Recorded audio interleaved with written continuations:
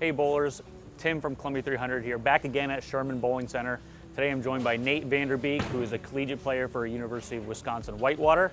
Today we're going to look at the Columbia Ricochet Pearl, see how it compares to some of the other balls in the line, and also test it in a couple different environments. So we're going to hit a couple different bowling centers today to really give you an idea of how this ball will perform in your place. So Nate, why don't you tell me a little bit about your style? I know you're a two-handed player, but how do you like to see the lane? What do you like to do? Yeah, I'm a medium-high rev rate. I tend to just kind of shift in the middle of the lane, kind of do whatever I need to do. Either it's slow hooking, getting left, throwing a little harder, getting right. I've kind of played around recently with just decreasing my rev rate, just to be able to do different tricks. So kind of just about anything. That's great. So on the ball return here, it looks like we have the Ricochet Pearl. That is the brand new piece. So you can see how shiny it is and how beautiful it is. We're going to compare it to the Super CUDA Power Core, which is a standard hybrid version of a bowling ball. So it will give you, we'll see on the lanes here in a minute, but it should give you a much more blended, more arcing, more controllable, predictable reaction versus the Ricochet, which should be cleaner and much harder off of it. So why don't you throw a couple shots here, and we'll start with the CUDA, see how she looks. I'm going to start, end up right around 15, just kind of see what this ball wants to do.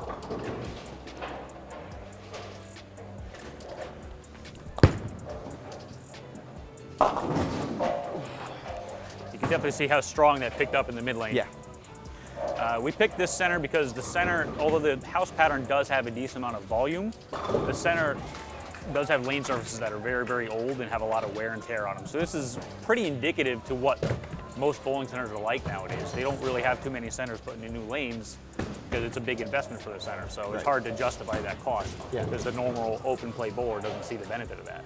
So this will be a good visualization of how these products will work in the real world. So I'll take another stab with the Super CUDA here. So looks like you're going to make a little bit of a move left here.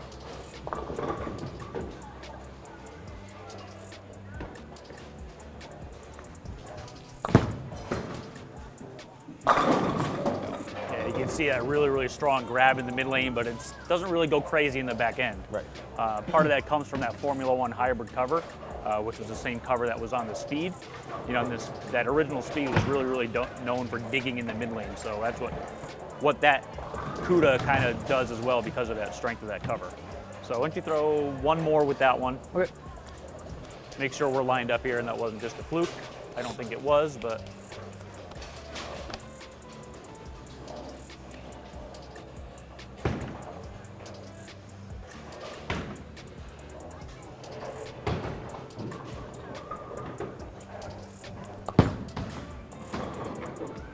Yeah, and that's pretty perfect right there. I don't think you can get more high flush than that. Yeah. So now we're going to take the Ricochet. I would say start in the same spot. I expect it to go too long, but let's just see what happens. Stay right around 19. As we mentioned in the previous videos, the Ricochet does have a high gloss, kind of double buff. And you can see it still tried to get there, but it was just pushing way too long in the mid lane. So what would be your move off of that? Right now, I've been kind of liking just making smaller one and one right. Maybe just rotate a little bit more and maybe throw it a little bit harder. Okay. So let's go ahead and try that. Just a small one and one. Yep. And when he says one and one, that typically means the first number will typically be your alignment on the approach. Second number will be your alignment with your target.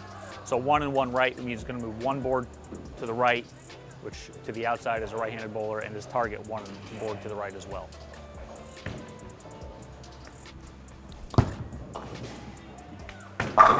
Yeah, and there you are, high flush again. And you can definitely see a much less launch through the front of the lane. It's kept definitely more in the oil.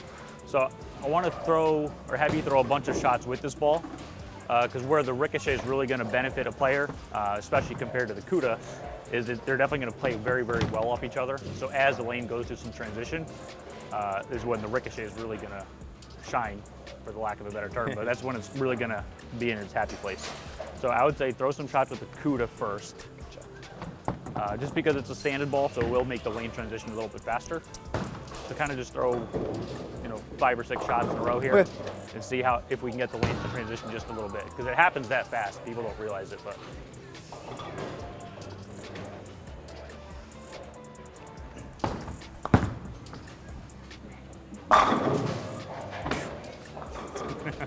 Okay. That looked all right.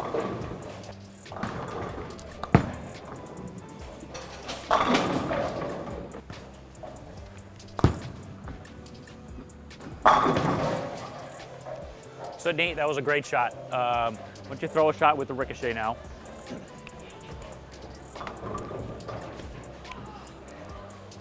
Pretty much right where I was with dead flush on the Super CUDA. Try to do a similar thing.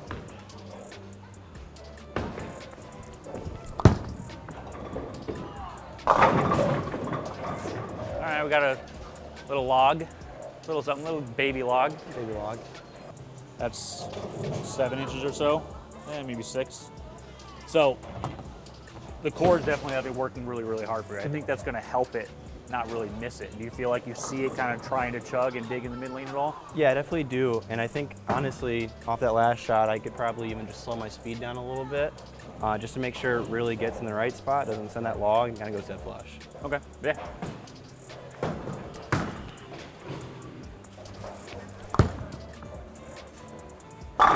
Yeah, look at that. That thing finished right behind the 8-pin. That was pretty incredible. So, and the adjustment, like you said, was just slowing it down a little bit. Okay. So the core revving. That means it's trying to make the ball hook the whole way down the lane. That's how you get so much flares, because the core is working so hard to make it go. So if you get the core to kind of match up front to back on the lane where the lane pattern tells you it wants the ball to hook from, and then you get the cover to kind of like save its rotation quick enough off of it, then you get a really nice drive to the pins like that one did. So try and do that again. I could watch that all day if you do that again.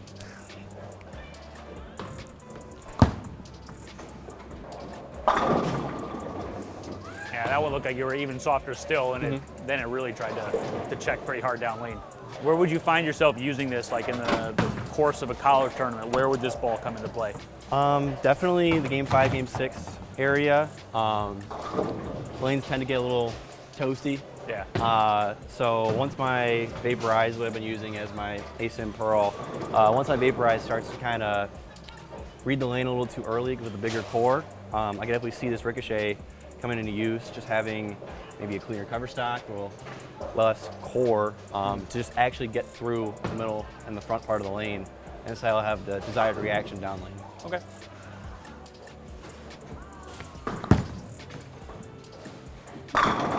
Yeah, it's pretty good. If we can go high flush again, because it seems pretty easy for you. Yeah, there we go. So now I want to test I want to see where the limits are, right? So now I want to take that same Ricochet, just move a little bit left, get your hand around it more, move it a little bit left, get your hand around it more. I want to see how much angle we can kind of create with this thing. So obviously you're going to need to increase your axis rotation a little bit in order to get the ball to keep coming around the corner as you get deeper. So what are the adjustments that you would make on the approach or at release to make sure that your axis rotation increases? Yeah, so I kind of just start with just rotating my hand a little bit in my starting position, and I really try to focus on putting a little bit more of the weight on kind of my pointer finger, my thumb, like in the middle of the palm, and off of that I try to just really rotate like a doorknob. Okay. Yeah, I know myself when I try to do it, I try to just think at the bottom, just get my hand around my thumb, and that's the only way you can kind of get your ball to, instead of rolling like this, to roll like this. So that's definitely a good tip for anybody watching. Axis rotation will be key, especially as you transition across the lane. So let's see what you got. Yeah, there it is. And you can see much more launch angle, but it still had enough juice to come around the corner, so that was great. That's exactly what this Ricochet is kind of designed for. It's for when the lanes transition. It's not going to be a fresh ball. Anytime you get a ball that's this shiny, it's not going to be for when the lanes are fresh. But when the lanes do go through transition and you do need to create bigger angles, you take advantage of that friction that's built in the lane. Let the Ricochet kind of wake up and come around the corner really hard. Let's see how deep you can go. Let's try to make another 3 and 2 area. 3 and 2. Really make sure I stay soft at the bottom.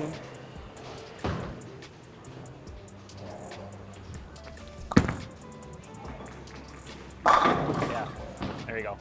Definitely shaped a lot more and continued a lot more. So angles are going to be important, whether it's rotation angle, whether it's launch angle, it's all going to be important, and it just comes down to matching up what the ball is giving you, what the lanes are giving you, and trying to suit your release and game to accommodate that. So, but that's going to wrap it up for today here at Sherman. We're going to go across town. We're going to hit Northway lanes, see how it does in that environment, and we'll see you in a few minutes. All right, everyone, we're back. We made it to Northway. Nate's with us still. We are going to check out on 1 and 2. We're going to check out how these Super CUDA Power Core and the Ricochet compare to each other in this environment. This environment, newer lane panel than we had over at Sherman, but the house pattern has less volume, so it's a little bit of balance of those two friction characteristics. So we'll see how these two compare. Nate, you're throwing some shots warming up, so let's kind of see what they do for you.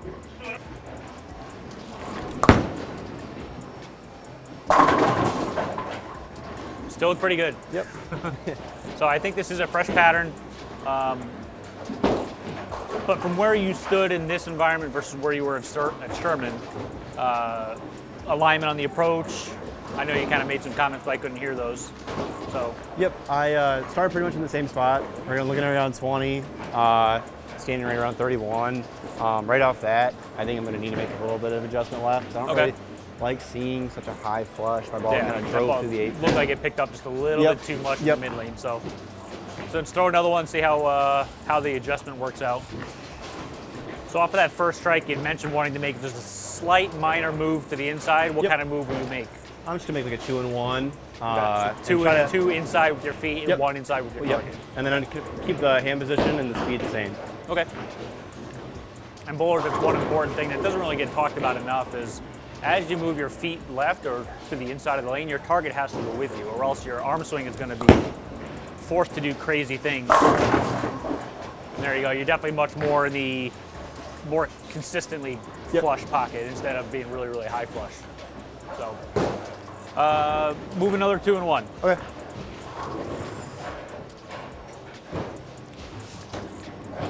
As we mentioned before, these two balls are really designed to kind of balance each other out, where the CUDA is going to be the earlier, smoother, more arcing motion. The Ricochet should have a much stronger change of direction with more length of the front of the lane. So, two balls that do very different things. They shouldn't both be perfect at the same time. So they're made to kind of do what they do well when the other one doesn't do what they're doing well. And that's the one thing when you get into a lower volume environment or an earlier hooking ball is when you try and create more angle, the ball starts to get a little bit too far behind the head pin, or it's going to lose its energy too soon. Right. So that's a scenario where the Ricochet should really be the right choice. 35, 23.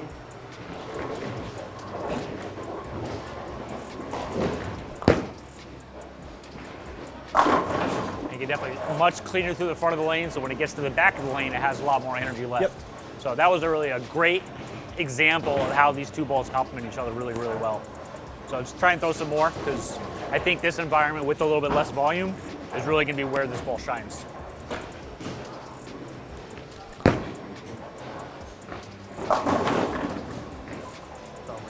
And you can see that strong change of direction doesn't give you as much hold to the middle of the lane on the lighter volume. So you're going to definitely need more launch angle through the front of the lane, trying to get the ball to the right faster. Right. So those hips are open.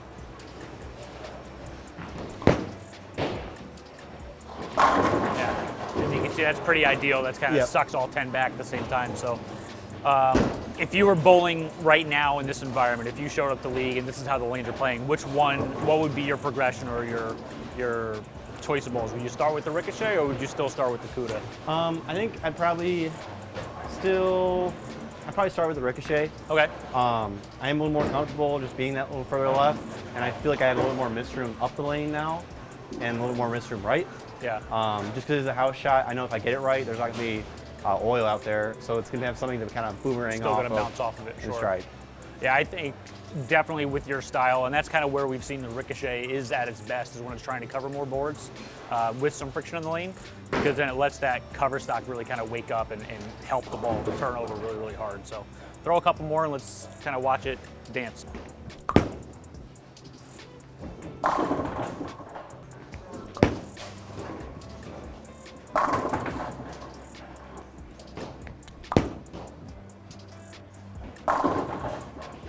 Great shot there.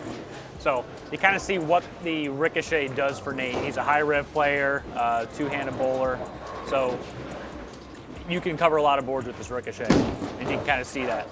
What are your thoughts? How do you feel about how the ball rolled for you? Very comfortable. I know it's going to make the corner, and I'm able to just trust it going right, versus the Super CUDA, obviously just picking up early, not being able to cover as many boards like that. So. Yeah, I think you can definitely see it on the lane. You definitely look comfortable, especially the further left you got, and you're able to manipulate with your hand just a little bit, but the ball still kept kind of going down lane. So that's going to be it for us here today. Now we're going to head over to the Brunswick headquarters. We're going to head into the studio down there where we do all of our ball testing and where this Ricochet was really developed. And we'll see how it performs in that kind of higher volume, fresh lane surface environment. All right, bowlers, welcome to the Brunswick studio. We are here for our final testing environment that we're going to do with Nate. Nate is still with us. Nate, thank you for joining us all day. So we're now here. This is a very pristine environment. It is a brand new lane surface. It is a heavier volume lane pattern, and it does use a different lane machine than those other two centers do. So it will definitely play different potentially compared to what we saw earlier in the day. We're going to start with a Super CUDA. I know you threw a couple shots to warm up. So why don't you take that Super CUDA and again, start where your comfort zone kind of puts you, and then we'll see how it works. All right. Again, you see more of that arcing, that smoother ball motion. So throw a couple more with that one. And this is really when that ball should be better, because it is a little bit earlier tractioning piece. That Formula One cover from that speed is made to really dig in oil. So it should give you a really, really good reaction for when the lanes are fresh and a little bit more oil.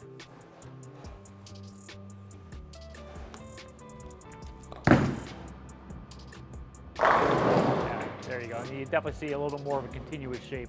So throw a couple more. That shot looked really, really good. Let's make sure you're lined in there. You notice Nate using a chamois to kind of wipe the oil off. It is very important, just for consistency of performance as you're bowling, to use a towel or a leather chamois to try and get that excess oil off the surface of the ball.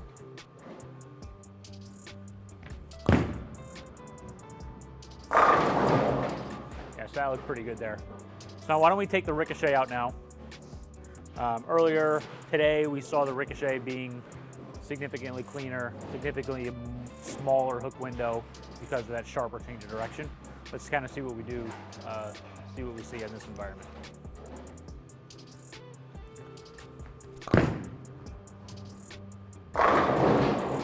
That one seemed to get a little bit further right than you were getting with the Super CUDA, but it still had a lot of shape off of the back end. So the pattern's still fresh enough where there isn't carry down yet, so it's not going to wiggle if you miss your target to the right. So let's throw some more with that one.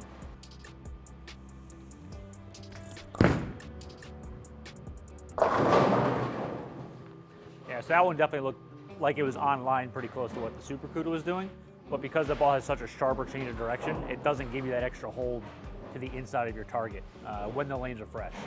So typically, in this scenario, this is why you would throw a ball like a Super CUDA, because it does have that smoother, more controllable shape. Balls like the Ricochet that have a sharper change of direction, they're not going to give you that miss room to the left. They might give you a little bit more to the right because it's going to bounce off the dry part of the lane harder, but until the pattern stretches or carries down a little bit, you're not going to have that hold with a ball like the Ricochet. So in that case, with the Ricochet, I would probably want to see you use a break point that's a little bit further to the right, to kind of give the ball enough room to make that move down lane. Okay. Yeah, so same thing, still set up on 31, but just move your eyes one board right, just try and give it a little bit more launch through the front.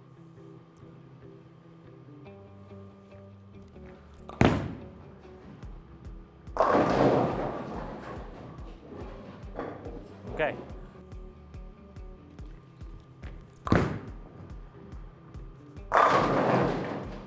You can definitely see it just clean you through that first 2/3 of the lane. So that's a really, really good snapshot of what these two balls do relative to each other. So hopefully you've seen enough today. We've been to a couple different centers, different environments. You've seen enough to really see how the Columbia 300 product line really tries to cover all your bases. There might not be as many balls as some of the other brands out there, but we try and give you more in each ball. So we try and provide everything that you need and just keep it simple. So Nate, I appreciate you taking the time today. It's been a long day, but appreciate you traveling around Muskegon with us. And thank you guys. We'll see you soon.